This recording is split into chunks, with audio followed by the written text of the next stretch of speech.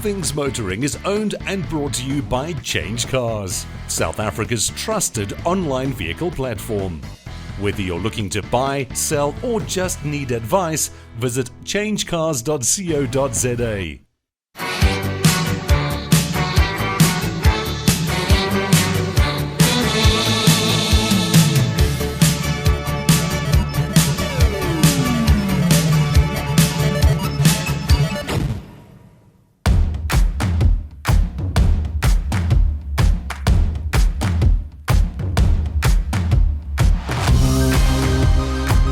Coming up this week on All Things Motoring, we bring you even more E-Prix, how things work, take a scoot around the track, plus we get a one-on-one interview with the winner.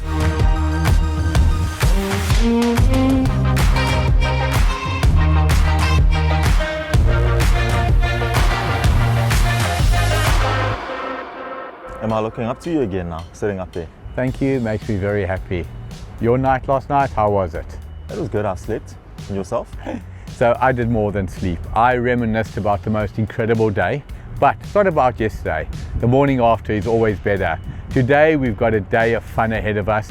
Driving here, seeing people on the circuit. How incredible is it? You see motorbikes, you see cars, and noticeably they're going that little bit quicker. Everybody all of a sudden in Cape Town is a racing driver. Looking forward to getting these things out on track? Looking forward to getting these things. So we're riding electric scooters, by the way, here. And yeah, we're looking to just get the full-on electric experience, obviously slower and safer. Of course. Can you keep up?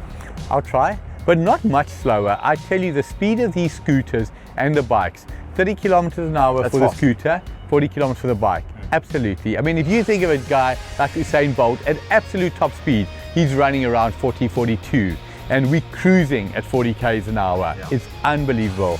But everything about the experience is a beautiful breeze in the air. I would say to 22, 23, sunny day. For all Cape Townians who are watching this, I am jealous.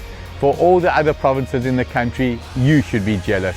This is a magnificent city.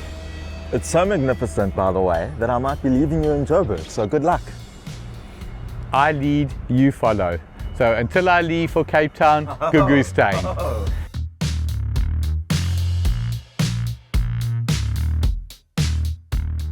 So every circuit in the world has a corner that is notorious. I don't know if you've ever watched the Canadian Grand Prix. The final corner coming onto the straight, there's a wall. Yeah. They've nicknamed it the Wall of Champions because famous drivers, Damon Hill, Jacques Villeneuve, Michael Schumacher, literally planted their car into that corner. This is a new circuit. So the corners are pretty nondescript. This is called Turn 9. After what happened over the weekend, I think we're going to change this to another name. What would you call it? We need to give it a different name. It can't be Turn 9 because it's claimed a few cars, right? We need to call it Danger Zone. Danger Zone, Danger Corner. Danger CT. So yesterday in qualifying, just before the race, two drivers, Eduardo Matara from Maserati and Sam Bird, came in and planted their car hard into this wall, incredibly within about 10 seconds of each other, and both completely independently, but they hit each other. When you look at the damage here, yeah, there's tire marks, there's black here, but the wall's not crunched. No. What does that tell you about the safety of racing itself? The cars look pretty stuffed. However, the drivers walked away. Absolutely. So it is safe, fairly safe, relatively.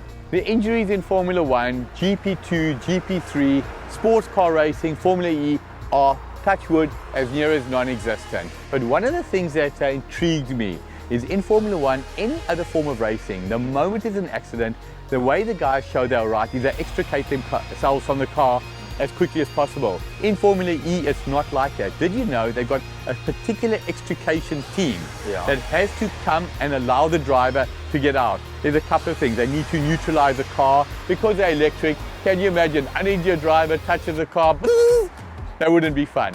So what they come and do is they neutralize the car, and to the best of my knowledge, it's when the lights go green, essentially you're good to go. Mike, I've got a better way around all of this. That's what I love about you. You always have a better way. You don't have to crash, just don't crash. I won't have to extract you. 100%. Nice. Save the energy, make it easy for the cruise. Awesome. So Mike, talking's always fun. We talk a lot, but what we enjoy doing is being on the ground, right? Absolutely. Are you keen? I'm keen. I want to ride the rest of the track.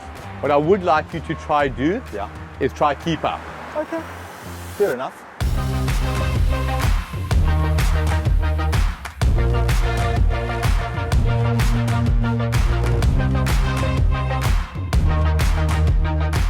thirsty. After spending an hour on the bikes, I can tell our viewers I'm only drinking this because I enjoy water. How effortless is it? There's no work. Yeah. It's just that wind in the hair, like I said, Yeah. incredible. You enjoyed it? I enjoyed it thoroughly. I mean, obviously I ride bikes and stuff, motorbikes, and this is a different experience. For me, it's nicer here because it's an authentic experience. For It's sure. literally wind in your face and you get to hear everything and see everything. You're not insulated in any way, right? And it feels super safe. We said yesterday, hats off to the FIA, hats off to the City of Cape Town, hats off to the organisers. It is worth repeating. Driving around the city today, the city is immaculately clean. It's like nothing happened other than the incredible event that was yesterday. As a South African, on behalf of All Things Motoring, well done, Team South Africa. Because to me, that's what it was, to Team South Africa. To Team South Africa.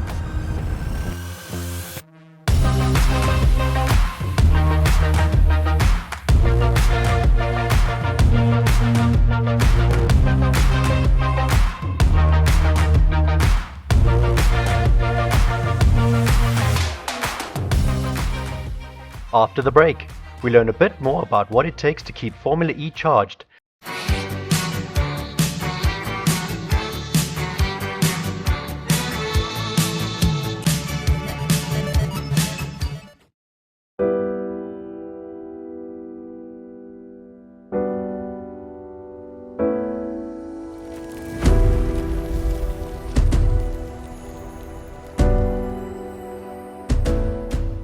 So we're chatting to one of our own racing drivers, Calvin van der Linden. How are you, brother? Good on you, man. Great to Good. be here. Great to meet you. So this is so exciting, bro. You obviously a substitute right now. You race in the GT series, right? Yeah, exactly. What's the difference? How does it feel racing electric cars? Yeah, it's unbelievable. It's a completely different world, obviously, from what I'm used to in these Formula style cars. It's Yeah. a bit closer to Formula One. I have the wind in my face now. It's a very, very different world. Yeah. I'm sitting just a couple of millimeters from the ground, so it's a little bit like going from doing a tandem race in the 94.7 to doing the Tour de France. So Oh, it's wow. like a little bit of that. That's a comparison I could probably draw from it. Big differences, but at the same time, loving the learning curve, loving embracing everyone here at home, and being so special up until now. Are you thinking of doing more of this? Definitely, I'm up for it. You know, it's a world championship. I want to race against the best in the world, and show what our That's the surfers can do. So That is the attitude. So obviously this is home turf for you. yeah. Or are you going to give the other guys a chance? Or are we I mean, taking this one? no prisoners, man. We just go for it. You know, the us surfers, we fighters, and we love giving it our all. So no different on race day. That's awesome, man. Yeah, cool. Calvin van der Linden, thank you so much, brother, for chatting. Thanks a lot, Really man. appreciate Hope the to see you time. soon. Cheers, eh? Go and kick them, brother. Will do. I'll be watching and rooting for you. Thanks, man. Appreciate it. Cheers, eh? ABB is the official charging partner and sponsor for the Formula E series, and they've been working closely with the FIA as well as the engineers for these cars to develop a charging solution for the cars, right? So the cars produce 250 kilowatts in the front axle and 350 kilowatts in the rear axle. Combined, that is 600 kilowatts that these cars are producing, and to produce that kind of power, you need a good charging solution. So let's find out more. The new charger introduced for the 2023 season is a game changer for the sport. It is faster, more efficient, and more reliable than anything that has come before it. And perhaps more importantly, it's a clear indication that the development of electric vehicle technology is accelerating at an unprecedented pace. This charger is not just important for Formula E, it has significant implications for the passenger vehicle segment as well. By pushing the boundaries of what is possible in electric vehicle charging, ABB is helping to drive the innovation in the wider industry.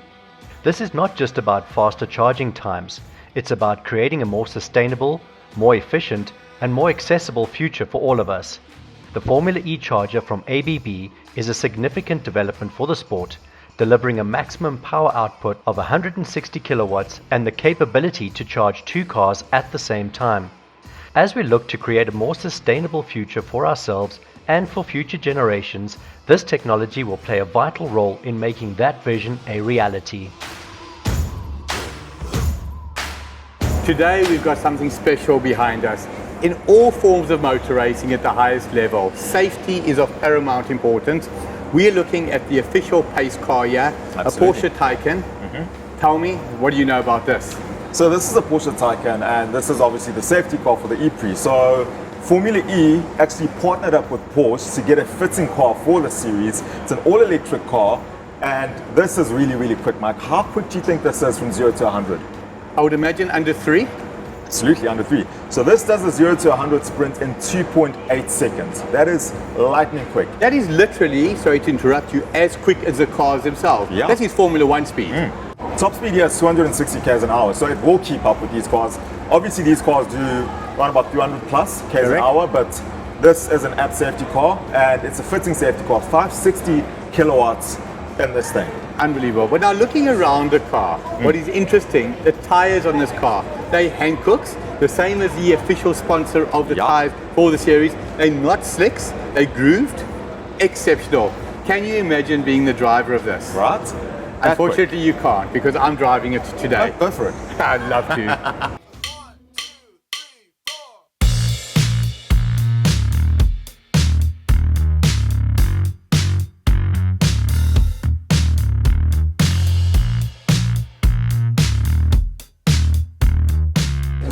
Thank you. Antonio, thank you for speaking to us. Like everybody else, the hugest congratulations to you and the full Porsche team.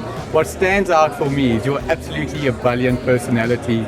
You spoke in the press room and you said, did we hear you crying? Nobody heard you crying, but everybody saw you absolutely on the podium going. Incredible celebrations. My team caught it, the champagne popping in your hair, the cap being blown off. Tell us about what it's like to save a victory. It's amazing. Look, the incredible camaraderie is just also. Look, I love this. I love this because we had lunch and dinners with a few of the drivers along the week. But once the helmet goes on, we're racing each other hard, and I like that. And about the personality, look, I look some of the F1 races or other sports where people achieve incredible things and they play it down. And look, I let it all out, and I think we owe it to the fans to they would give an arm to be in our position to do what we do, and we have to give this emotion back to them. And look, I don't do it for them, but I do it because I'm like this, and I love doing it, you know. Now, as somebody who's watched motorsport for literally 40 years, okay, what stands out for me is exactly what you said. Most people are very reserved, they don't show their emotion. Look, you're like Daniel Ricciardo to me.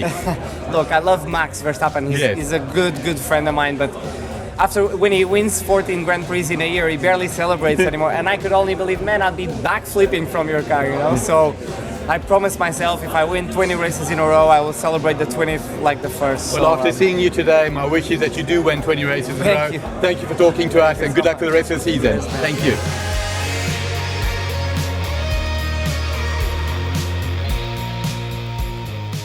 The end of another incredible day, and we said that before. The end of another incredible day. Today I'm repeating it. Gugu, at the start of the show, we spoke about coming here to learn.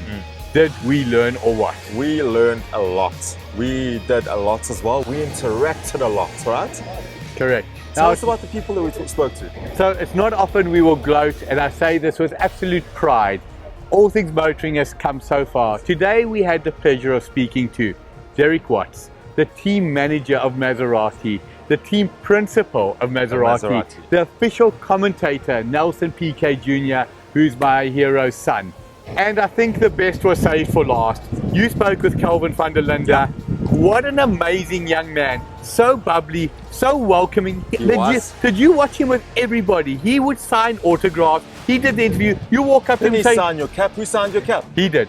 Right. But you walked up to him and you said, can we do an interview? It wasn't like maybe later. No. It was now. Sure, but not often we say it. We saved the best for last. We did.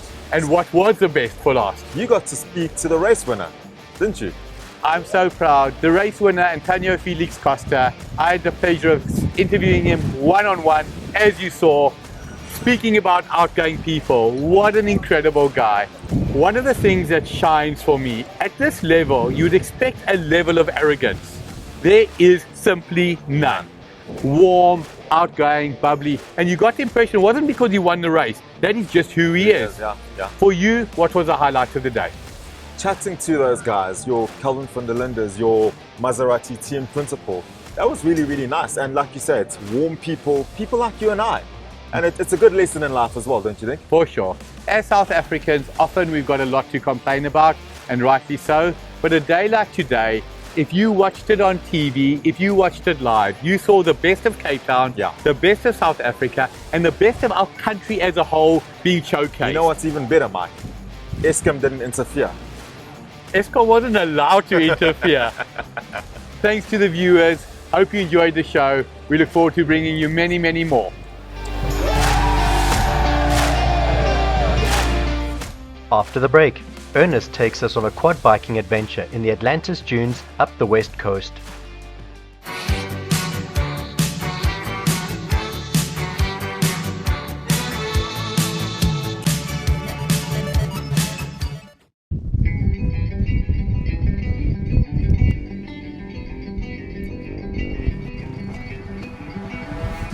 It's a windy day in Cape Town, but that's not going to stop us from seeking some thrills.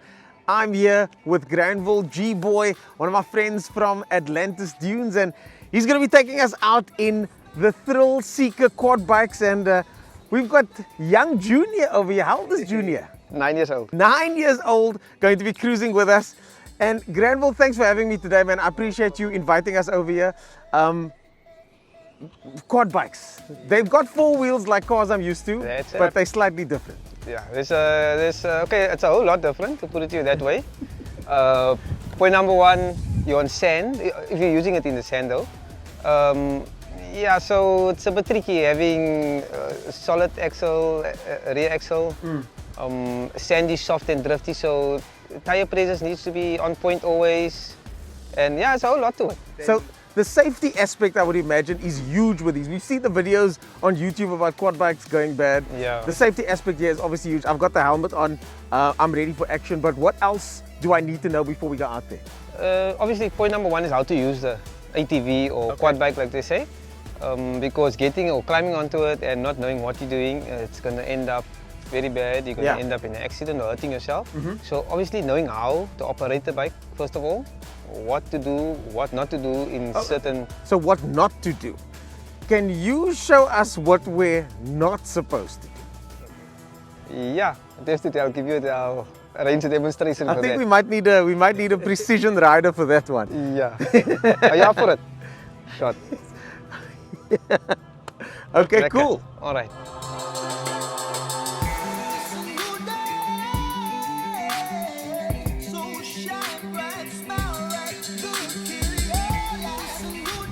So that is what we're not supposed to do. Yeah. These are 250cc bikes. Yeah, Suzuki's. Very nice. They sound the part. And you guys have been doing this for how long? 4 or 5 years now. Running strong and still pushing. Okay, awesome. Well, I'm looking forward to it. I'm done talking now, G-Boy. I think it's time we go seek some thrills. No problem.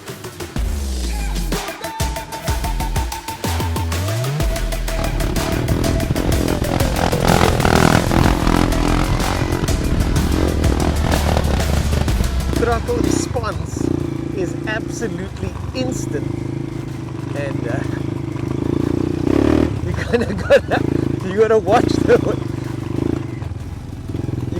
your throttle response with this quite a bit, and how much you work the throttle. It's a 250cc, so it still feels like a bit of a beast between my legs here. It's got a whole bunch of gears. But usually people are only allowed to use the first 3, but because of my experience, I might go up a couple of gears. And now we're going to do not just the dune section, it's a guided tour. So we actually get to go through some of the bushes here, and the scenery is just absolutely spectacular.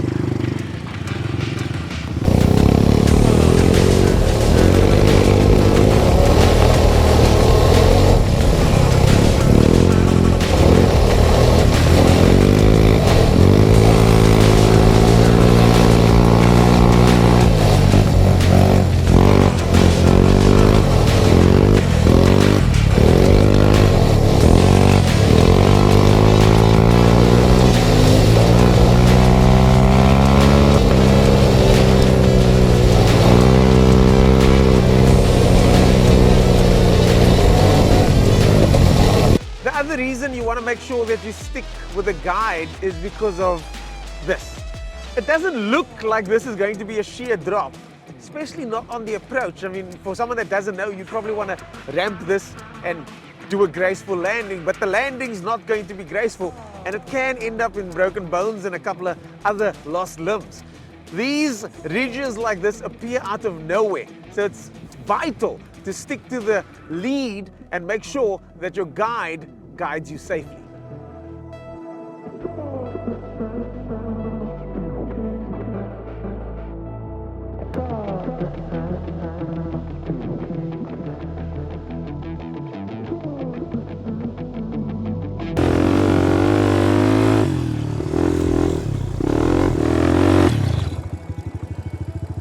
So there you have it. That's what it's like to cruise around on a quad bike at the Atlantis Dunes with Thrill Seeker. I'm gonna head out there and find some more thrills. See if I can use extra gears as well. Go!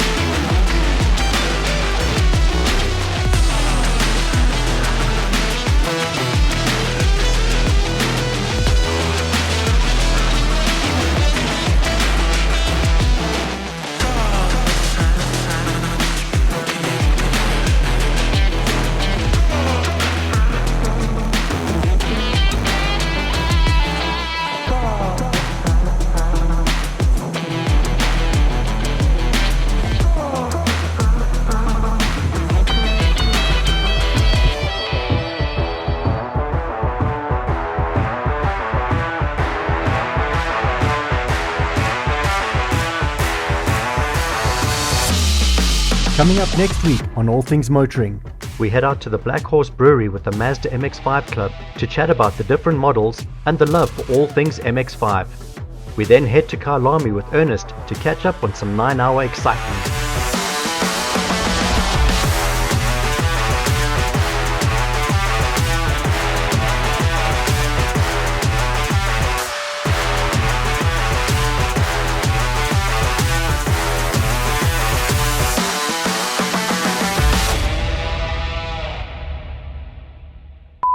So one of the rules is to always stick behind the guide. And this is the reason why you do that. I'm now completely stuck and waiting to get rescued, but it's been fun either way. Are you shocked? Loving it. Honestly, no, not shocked. This is absolutely superb in every way. All Things Motoring is owned and brought to you by CHANGECARS, the platform buyers trust with good reason. CHANGECARS works exclusively with the best manufacturer-approved dealerships. There's no safer online vehicle platform in South Africa.